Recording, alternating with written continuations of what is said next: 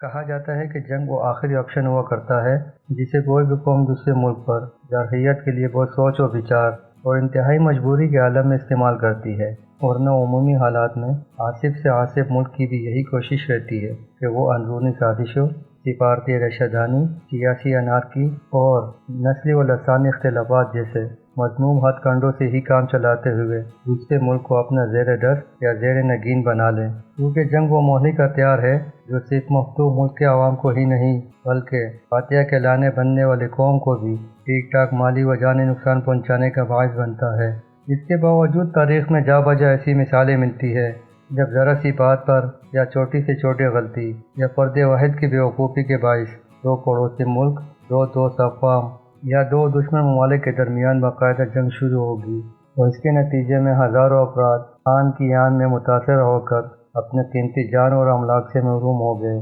تاریخ کے اوراق میں ان جنگوں کو پولش وار یعنی بیوقوفانہ جنگیں کہا جاتا ہے۔ انہی بیوقوفانہ جنگوں کی ایک مثال ہم آپ کو اس ویڈیو میں پیش کرتے ہیں جو کہ کیک اور پیسٹریوں پر ہونے والی جنگ کہلاتی ہے۔ 1821 عیسوی میں میکسیکو نے اسپین کے تسلط سے آزادی حاصل کی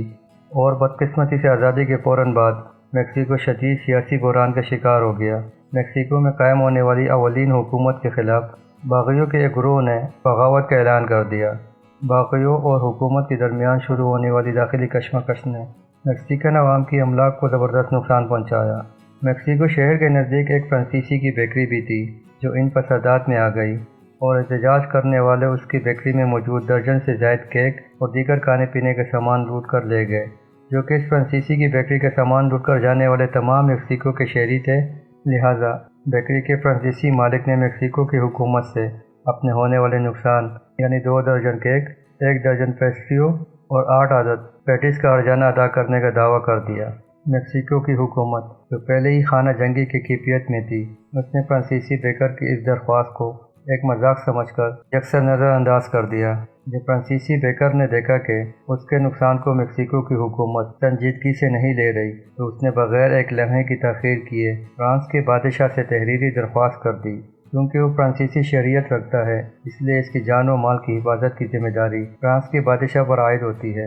لہٰذا فرانسیسی حکومت میکسیکو میں ہونے والے زیادتی پر اس کی مدد اور اعانت کے پابند ہے۔ فرانس کے بادشاہ نے فرانسیسی بیکر کی درخواست کو منظور کرتے ہوئے میکسیکو کی حکومت سے سرکاری طور پر مطالبہ کر دیا کہ وہ میکسیکو میں کاروبار کرنے والے فرانسیسی شہری کی نقصان کا بالفور ازالہ کر دے، بصورت دیگر میکسیکو اپنے نقصان کا ذمہ دار ہوگا۔ میکسیکو کی حکومت نے فرانس کے بادشاہ کی درخواست کو رد کر دیا، جس کے جواب میں 1829 میں فرانسیسی بحریہ نے میکسیکو کے بحری حدود پر ہر قسم کی آمد و رفت کے لیے مکمل طور پر پابندی عائد کر دی۔ کئی ہفتوں تک جاری رہنے والے بحری ناکہ بندی کے بعد بھی جب فرانس کو حسب توقع نتائج نہ مل سکے تو انہوں نے میکسیکو کے بحری تنصیبات پر ہلکی پھلکی بمباری کرنا شروع کر دی تاکہ میکسیکو پر دباؤ ڈال کر اس سے اپنے مطالبات منوائے جا سکیں۔ لیکن میکسیکو نے فرانس کے دباؤ میں آنے کے بجائے اس کے خلاف باقاعدہ اعلان جنگ کر دیا۔ بہرحال فرانس عسکری لحاظ سے میکسیکو کے مقابلے میں کافی طاقتور تھا،